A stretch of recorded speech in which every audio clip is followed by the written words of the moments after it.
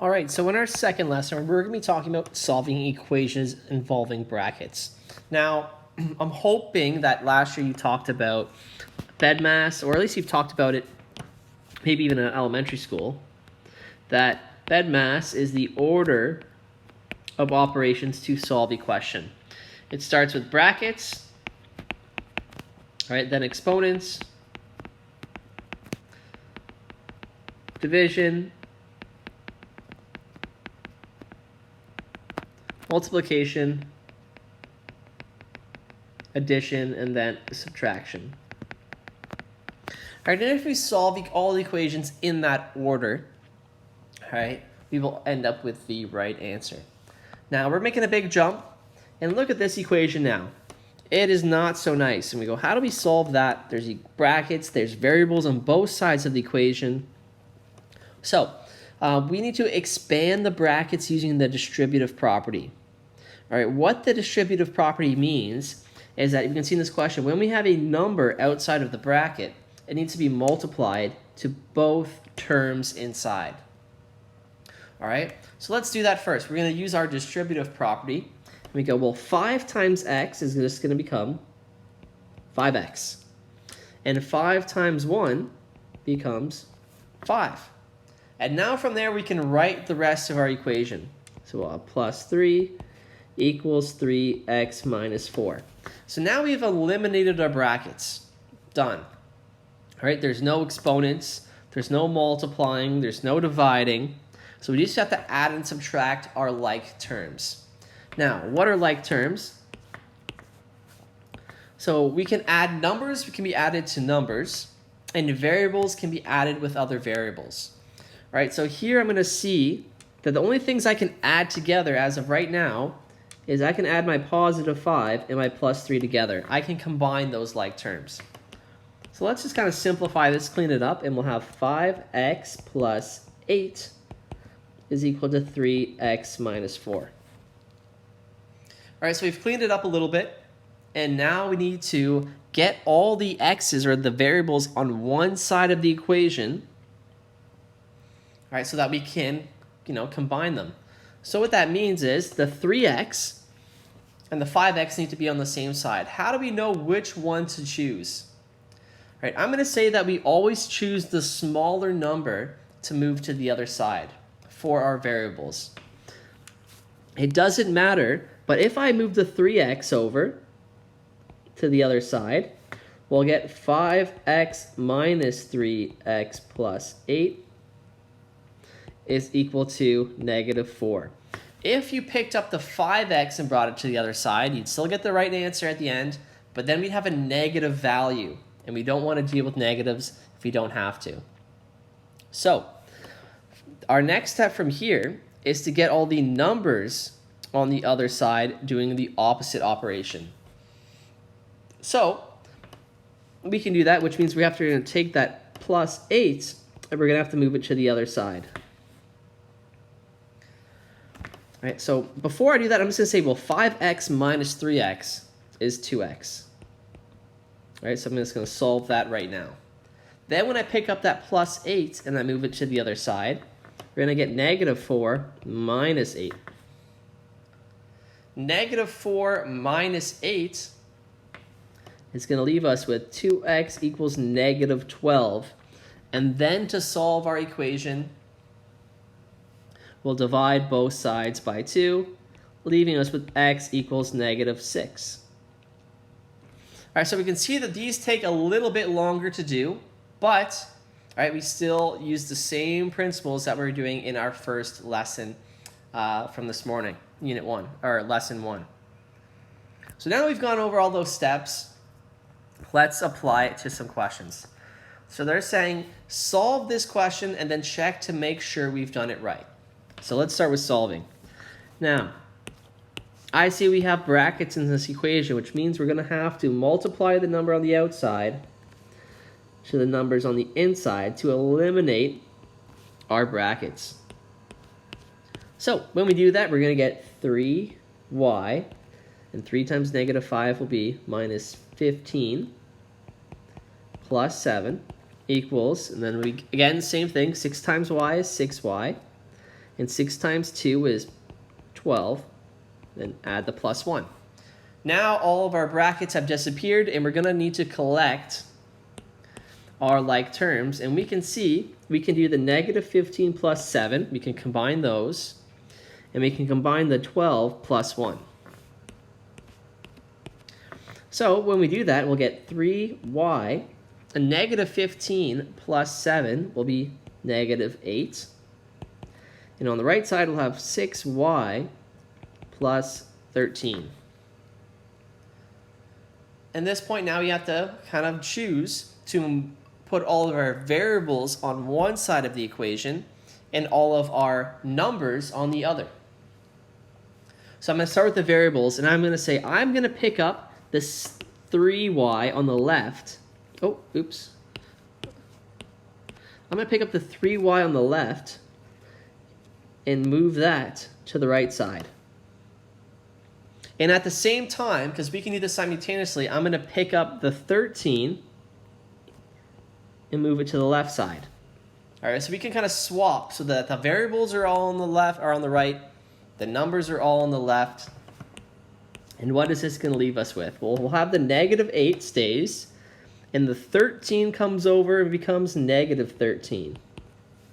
And on the right, the 6y stayed, and the 3y came over and is going to become negative 3y. All right, we can do that in 2 steps, but I think it makes more sense just to kind of switch everything at once. And now we'll collect our like terms and then solve. So negative 8 minus 13 is negative 21. And 6 minus 3, or 6y minus 3y, is 3y. And from here, we just need to solve for y, which means both sides we have to now divide by 3. And now, negative 21 divided by 3 is negative 7 equals y. And now we have an answer. Now let's check to make sure we've done it right. And we're going to check by substituting our value for y into our equation and solving. So let's set this up. Our left side, we had 3y minus 5 plus 7. And that had to be equal to 6y plus 2 plus 1. So now let's replace our y value with negative 7, and then we'll have to solve. So we'll have 3 negative 7 minus 5 plus 7 and 6, and then we'll have negative 7 plus 2 plus 1. So now let's clean up, because brackets comes first in BEDMAS. Remember that, right? Brackets is at the very top. So we're going to have to kind of simplify our brackets. So we'll end up with 3. Negative 7 minus 5 is negative 12 plus 7. And on the other side, we'll have 6. Negative 7 plus 2 is negative 5 plus 1. Now we can do the multiplication with the number on the outside in the brackets, because multiplication becomes after brackets. So 3 times negative 12 is negative 36 plus 7. And 6 times negative 5 is negative 30 plus 1. And then to solve negative 36 plus 7, that's going to leave us with negative 29. And negative 30 plus 1 is also negative 29. Aha! We got the same answer on the left side and the right side. So we can just write left side equals right side. And we're done. We've checked our answer. We know we've done it right. All right, let's keep it moving here. Let's do another one. Now this one's a little bit more complicated. We can see there's more than one set of brackets, but the process stays the same. All right, whenever we see those brackets in our equations, we know we have to use the distributive property to get rid of them. Because we can't do w minus 2, right? There's no way to do that. So let's simplify our question here by using the distributive property. And there's one thing that we need to be careful of in this question. right, the first one, let's do this. We have 3 times w is 3w, and 3 times negative 2 is negative 6. Good. Now in the second bracket, please be careful. We're multiplying by not 5, we're multiplying by negative 5.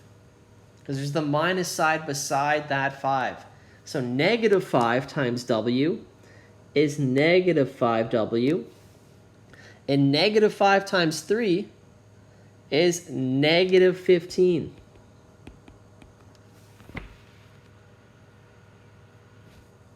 Now we'll need to do the last one on the other side. 7 times w is 7w, and 7 times negative 1 is negative 7.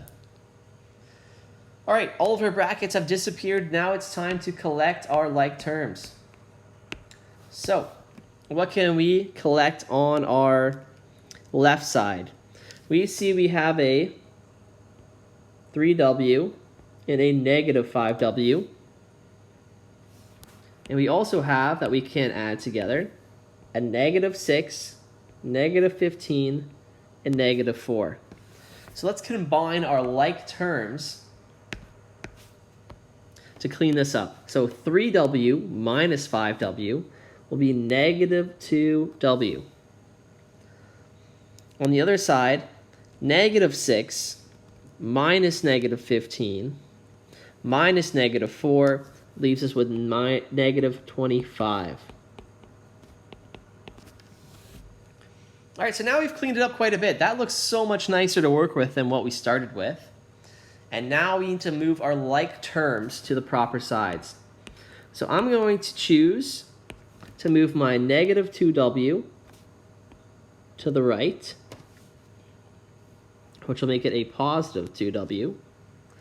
And I'm also going to choose to move my negative 7 to the left, which will make that a positive 7. And now we can kind of simplify from there and solve. So on the left side, we'll be left with negative 25 plus 7 is equal to 7w plus 2w. All right, now we'll combine our like terms and solve. Negative 25 plus 7 is negative 18.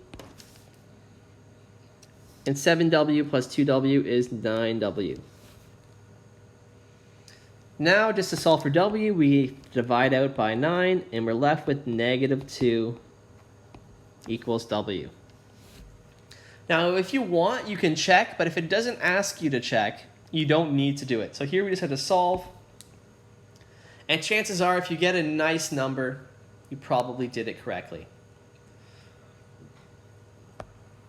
So we have 2 questions left, almost done. Example 4, we're just going to do the same thing, but in a word problem. So we have a flight A leaves Toronto Pearson International Airport en route to Vancouver. It travels at an average speed of 500 kilometers per hour. 1 hour later, a flight leaves Pearson for Vancouver, traveling at 750 kilometers per hour. It says, let T represent time in hours since flight A left. Solve the equation 500T equals 750 T minus 1 to determine when the cargo plane catches with the flight A. All right, so all of those words, all we have to do, and this is kind of the problem with word problems where people get confused, is all we have to do is we have to solve the equation 500T is equal to 750 T minus 1. After all of that, that's all we have to solve. So we know how to do that. We see brackets with a variable inside. We have to use the distributive property to get rid of those brackets. That's going to leave us with 500T is equal to 750T minus 750. Now, this is usually where we collect like terms, but there's nothing that we can add or subtract. So now we just have to move things to the proper side. Now, in this case, we can't really avoid from getting a negative value here because we just want the t's to be on the same side, which means I'm going to have to pick up the 750t and move it to the left. That's going to leave me with the question 500t minus 750t equals negative 750. When I simplify the left side of that equation, we get negative 250t equals negative 750. And now we will just solve this equation by dividing out by negative 250, leaving us with a final answer of t is equal to 3. All right, a negative divided by a negative will always give us a positive answer. But now we have an answer, t equals 3. Well, what does that mean? It's a word problem, which means we have to give a therefore statement answer.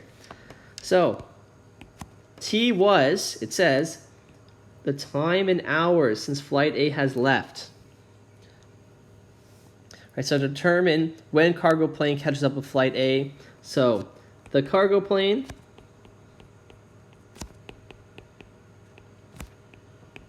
will catch flight A in 3 hours. And we are done. Again, if it's a word problem, we have to finish the answer with a therefore statement. Same thing in the last one. A lot of words, but it's going to give us the equation, and that's the important part. So it says, Jack and Diane are bus drivers who drive the same bus route. Jack travels at an average speed of 35 kilometers per hour, while Diane, who has the express bus, travels at an average speed of 60 kilometers per hour. All right, Diane completes her journey in 3/4 of an hour less than Jack. Solve the equation, all right, then it gives us the equation to find the time it takes Jack to complete his route. And then how long does Diane take? So remember, there's 2 questions here. We have to find how long it takes Jack to complete his route, and then we'll find out how long Diane takes. So let's do one thing at a time. The equation they give us, by solving 60 bracket t minus 0.75 equals 35t, that's the equation that will find how long it takes Jack to complete his route.